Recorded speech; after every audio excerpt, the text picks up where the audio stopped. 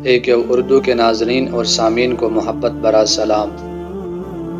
ایک رات سلطان محمود غزنوی کو کافی کوششوں کے بعد بھی جب نیند نہیں آئی تو اپنے غلاموں سے کہنے لگے، لگتا ہے کسی مظلوم پر آج کوئی ظلم ہوا ہے، تم لوگ گلیوں میں پھیل جاؤ اور اگر کوئی فریادی نظر آئے تو اسے میرے پاس لے آؤ۔ تھوڑی دیر بعد وہ سب واپس آ کر کہنے لگے، سلطان ہمیں کوئی بھی فریادی نہیں ملا۔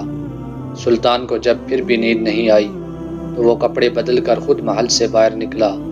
محل کے پچھواڑے میں حرم سرا کے نزدیک انہیں کسی کی فریاد سنائی دی، اے اللہ، سلطان محمود اپنے مصاحبوں کے ساتھ محل میں عیش و عشرت کی زندگی گزار رہا ہے اور محل کے عقب میں مجھ پر یہ ظلم توڑا جا رہا ہے۔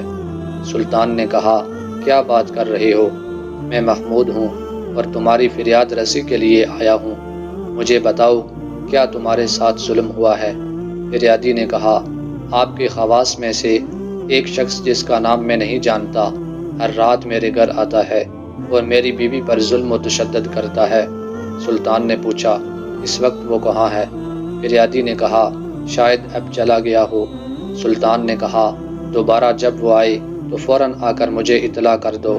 پھر سلطان نے محل کے دربان کو وہ شخص دکھایا اور کہا کہ جب بھی یہ دربار میں آئے اسے سیدھا میرے پاس پہنچا دو، اگر میں نماز کی حالت میں بھی ہوں تو پرواہ مت کرو۔ اگلی رات وہ شخص سلطان کے پاس آیا اور بتایا کہ وہ شخص اس وقت اس کے گھر میں ہے۔ سلطان اسی وقت تلوار ہاتھ میں لیے اس شخص کے ساتھ چل پڑا۔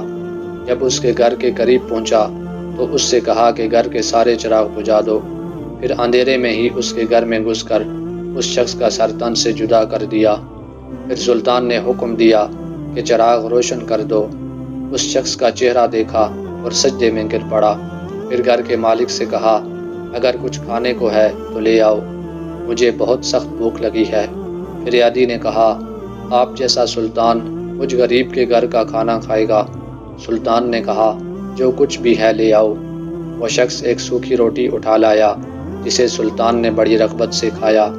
وہ شخص سلطان سے پوچھنے لگا کہ چراغوں کو بجھانا، سجدہ کرنے اور روٹی طلب کرنے کے پیچھے آخر کیا ماجرا ہے؟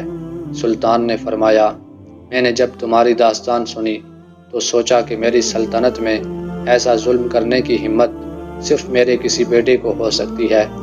اندھیرا کرنے کو اس لیے کہا تھا کہ پدرانہ شفقت میرے انصاف کے راستے میں حائل نہ ہو جائے۔ چراغ جلنے پر جب میں نے دیکھا کہ وہ میرا بیٹا نہیں ہے تو میں سجدہ شکر بجا لایا۔ کھانا اس لیے مانگا کہ جب سے مجھے تمہاری مصیبت کا علم ہوا میں نے اللہ کے سامنے قسم کھائی تھی کہ جب تک تمہیں انصاف نہیں مل جاتا میرے اوپر روٹی حرام ہے۔